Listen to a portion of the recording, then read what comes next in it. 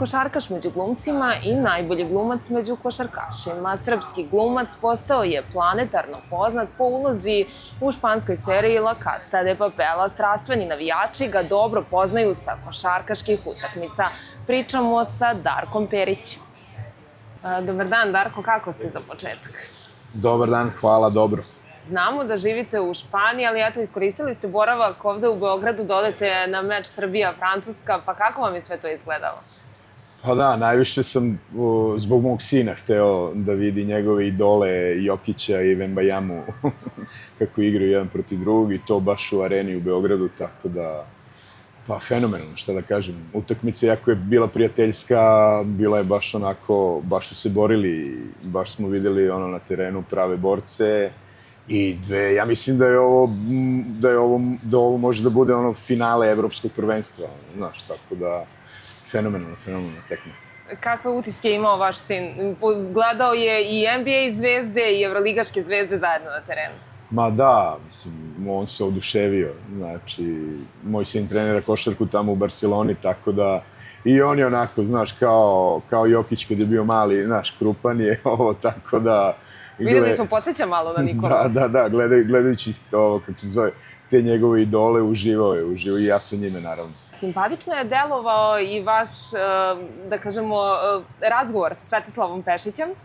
Da li je imao neku poruku za vašeg sina? A ne, mi se viđamo i u Barceloni, viđamo se na utakmicama. Dobri ste prijatelji. I znamo se, da. I onda je on nešto na španskom sa mojim malim, pošto naravno moj mali je rođen tamo, priča španski, i onda je ono video majicu i kao, pa ti si isti mali Jokić. To je bio komentar Karijev. I jeste pratili, sigurno sam da jeste, reprezentaciju tokom Svetislava Pešića i sada kada uporedite sa mandatom gospodina Olimpijevića, kako vam se čini reprezentacija? Pa dobro, ja mislim da su to dve različite škole košarke, Olimpijevićeva i Karijeva.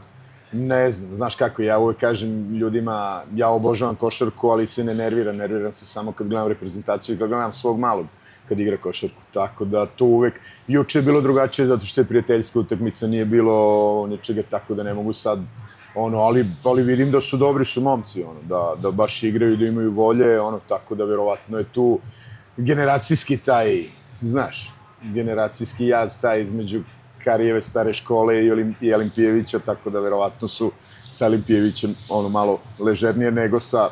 Da, što smo i videli sinoć. Da. Kakav utisak generalno na vas ostavlja Nikola Jokić? Pa, znaš šta, ja sam njega samo jednom upoznao i ne znam ga kao čoveka, kao igrača, mislim, kakav utisak, on je stvarno pokazao da za košarku ne mora da bude kao što se to ranije govorilo, da budeš suvonja, visok, krakat, znaš, nego pojavio se dečko koji je mlatio bureke i Coca-Cola i sada je jedan od najboljih belih košarkaša u istoriji, tako da kakav utisak možda ostaje na mene, razumiješ.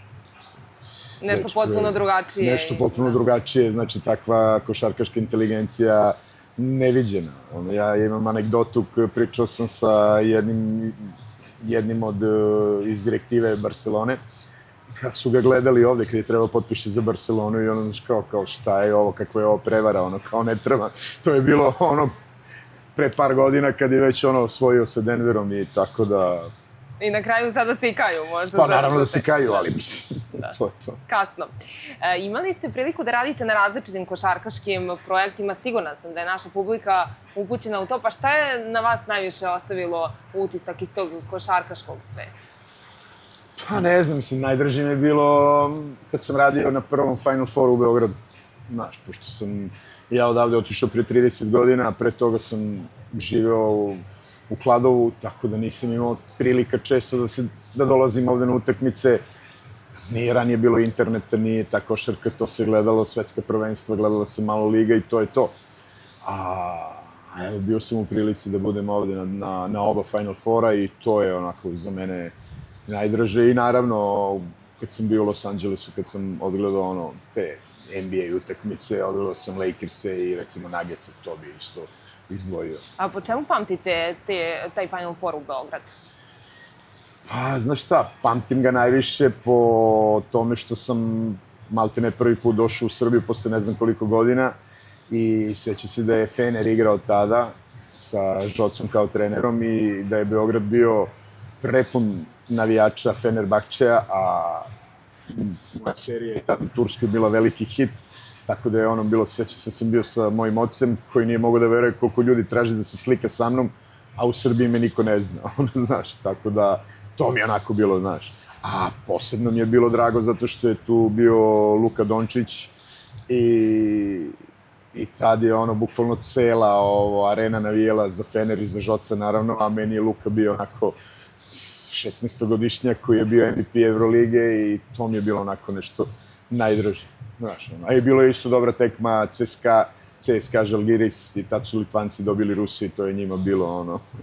Pomenuli ste i Obradovića, pa nama je ostao upamćen onaj intervju koji ste radili sa Željkom Obradovićem u okviru Evroliginog projekta. Da li ste privatno poznajete sa Željkom? Da, naravno, ja poznajem Anju, njegovu ćerku i Đorđa, sina. Mislim, oni su živjeli u Barceloni, on je trenirao Badalonu, Juventud, tako da čujemo se po neki put dok je bio ovde u Beogradu, bio sam na par utakmica, ispratili smo ih kad su bili u Manresi pre par godina.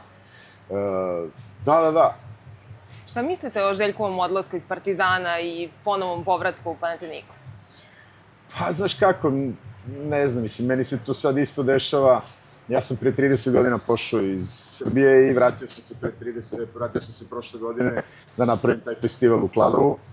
I znam i da je i njemu nekako uželao se, posle 30 godina se vratio se u svoj klub. Mislim, ja to govorim i mom sinu, košarkaši su isto kao glumci iz projekta u projekat, ne možeš da se vežeš za... Mada je njemu stvarno Panathinaikos dao mnogo više nego svi ostali klubovi i s njime je osvojio sve te silne trofeje, tako da mislim njemu ja ti je na druga kuća, ono, tako da je tamo kad se vrati, ono, kao da se vrati kući, ono. A mislite da je ipak Partizan u srcu?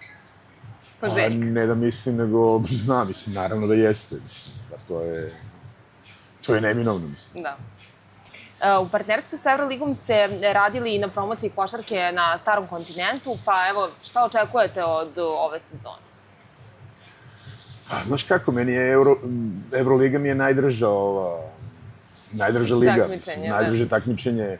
Dobro, ja volim da gledam i špansku ligu. Mislim, ja sam, stvarno gledam svu košarku. Kao što košarkaši gledaju sve što ima na Netflixu, tako ja gledam sve što je vezano za košarku. Kad su ovi play-off, to gledamo od Turske, pa preko Italijanske, pa Evroliga, pa nadam se da će biti, ne znam, ja živim u Barceloni, Barca je ove godine nešto, ne znam, oni imaju taj problem već godinama sa košarkaškom sekcijom, iako sada u ponedeljak imaju slave 100 godina košarkaškog kluba Barcelone.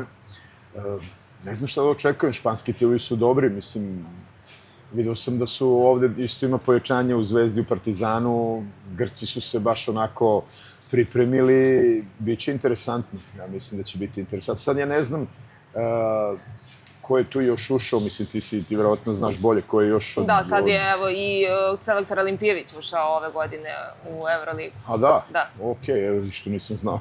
Eto i njega ćemo gledati ponovo posle mnogo godina. Tačnije Bešiktaš. Pomenuli ste i Zvezdu i Partizan. Sada je trenutno treneri i Zvezde i Partizana su Španci, eto male poveznice. Da. Znam Ibona, on je u Malagi, baš sa Malagom je dosta ovo, kako se zove, postigao. To je super, mislim, to je meni tako interesantno, nevjerovatno, znaš, ono, dva srpska kluba. Sve što povezuje Španiju španski trener. Da, dosta toga, stvarno, ovih zadnjih nekoliko godina Španija i Srbija su se toliko povezale. Mislim, samo iz Beograda imaš letove za 5-6 gradova u Španiji, što je stvarno nevjerovatno. I Španci oni su zaljubljeni u našu košarku, znam da se organizuju te ture, da dolaze ovde u arenu, da gledaju, svi su ludi da dođu da gledaju derbi, čak ima i ovo, kako se zove, neki kampovi, pa klinci dolaze na kampove, i u Barcelonu dolaze treneri odavde, tako da je stvarno super. Moram da vas pitam, ne znam da li ste ispratili da je Nikola Kalinić završio karijeru. Jes, to se vidio. Da, sigurna sam da ste ga gledali u Barceloni. Bo kako nisam, naravno, jes. Nešto se šuškalo kao da će možda ponovo da se vrati u Barsu, ali... Možda nekim drugim poslom, neko šarkaškim. Pa ko zna. Jel biste ga pozvali u neku seriju? Pa što da ne, on je dobar, prgav je. Jel da? Još uvek, naravno, po toj ulozi ste i svetski, planetarno poznati u seriji La Casa de Papel. Ko bi od naših košarkaša mogao da se nađe u toj seriji? Ko ima dovoljno smisla za tu ulogu? Pa znaš šta,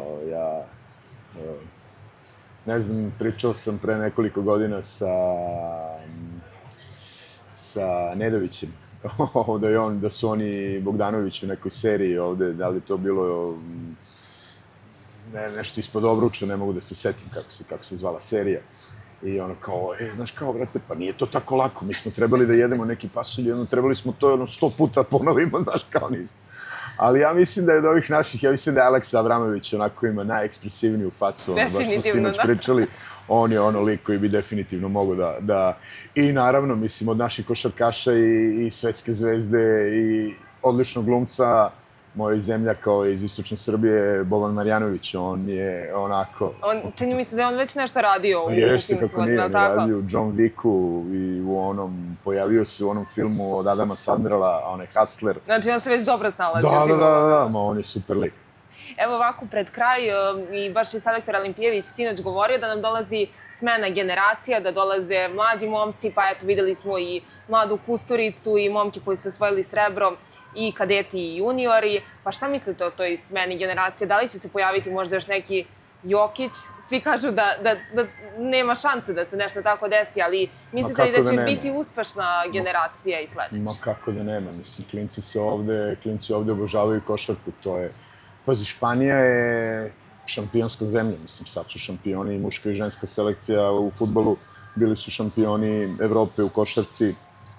Njihova liga je stvarno jedna od najjačih liga nacionalnih u Evropi, ali ja mislim da se klinci tamo ne pali toliko na košarku kao što su ovde klinci pali. I to je već godinama, to je već decenijama od kad sam ja bio klinja, pa sad te nove generacije, tako da, ali naravno, ja tu uvek kažem, i sport i kultura, to je državni projekat. Znači, tu mora da se, ne samo privatni kapital, nego tu mora i država da se uključi dosta.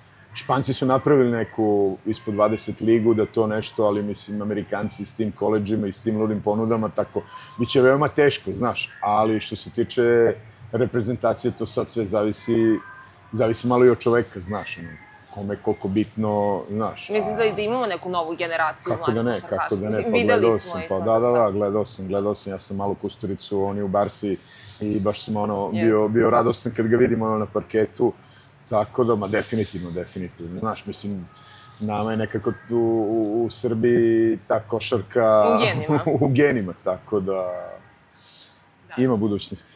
Za kraj, ovde ste zbog jedne lepe lokal patriotske i filmske priče, pa možemo li nešto malo više da čujemo o tome? Pa da, kao što sam ti malo pre pomenuo, ja sam otišao iz Srbije pre 30 godina, 95. godine sam otišao. I prošle godine je bio taj kao neki jubilej, kao 30 godina, a već smo pričali o tome da organizujemo filmski festival u Kladovu, pošto stvarno taj deo istočne Srbije malo zapušten, evo recimo ti si mi rekla da nikad nisi bila u Kladovu, mi imamo taj Dunav koji je stvarno pravo bogatstvo, to je ovaj nacionalni park Đerdap, stvarno je predivno, u Kladovu je ta stara tvrđava iz rimskog doba, pa iz Turci su to vekovima, sad je ta tvrđava renovirana, dolaze nam kruzeri, gosti iz Nemačke i onda ideja bila, ajde da napravimo nešto da u ovom gradiću, da ljudi mogu da uživaju. Da živi, da. Čak i bioskop ne radi, oni imaju fenomenalan bioskop koji ne radi, koji je to tako sporadično. I onda je ponikla ta ideja, prošle godine smo napravili kao nulti festival, to je bilo odlično, znači sve je bilo popunjeno, ceo grad, svi su se lepo obukli, došli u bioskop. Tako da evo sad ove godine, sledeće nedelje od srede, 26. avgusta, pa do subote 29. avgusta, to je internacionalni filmski festival, revijalnog karaktera za sada. Imamo 3 premijere, imamo film iz Amerike, Paname Amerike, New York.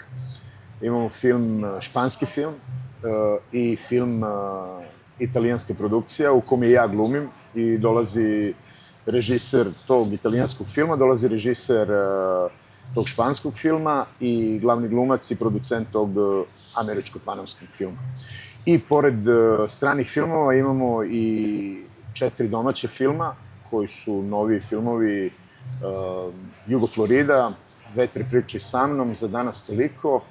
I sad, da ne propustim još jedan, ali ono što je meni najdraže, imamo premijeru remasterizovanog filma I Bog stvori kafansku pevačicu, koji je sniman davne 1972. godine u Kladovu, baš u kafani moje babe. Tako da, to nam je neki light motiv ovog festivala. Za mene, mislim, verovatno za ljude iz Kladova su ti strani filmovi i strani gosti, ali za mene je to... Ja se nadam da će se i neki sportista, košarkaš odazvati i da će doći na... Pa juče sam pričao s njima, mislim, meni je stvarno žao, oni igraju protiv Islanda ovde, ja neću moći da dođem. U gužvi su, ali ko zna, ovo je tek početak, znaš, ja se nadam da će sve to... U nekoj budućnosti i ko zna što da ne neki turnir 3x3, pošto u Kladovu stvarno u toj tvrđavi imaju ono fenomenalni košarkaški tereni, tako da, eto. Hoćemo li vas viđati ove sezone na nekim evroligaškim utakmicama reprezentacije? Pa ja bih voleo, sad sve to zavisi od posla. Ja ovaj kažem, ako me ne vidite u dvorani, znači da radim ono. Ali evo, bio sam u Rimu, snimao sam prošle godine, sam snimao dosta u Italiji, bio sam u Rimu i baš sam imao neke sastanke, ne znam da li si upoznata s time da sam ovo sad dolazi NBA i sad se priča o tome i pričao sam sa partnerom ovog, kako se zove, Dončića, i sad će i Rim imati košarkaški klub koji će verovatno ove godine igrati u Evrokupu, tako da kad sam god u Rimu, Barceloni, Madridu, uvek odem na neku utakmicu. Hvala vam na ovom divnom razgovoru, želim vam puno sreće u nastavku budućnosti. Hvala vama i pozdrav vašim gledalcima. Hvala.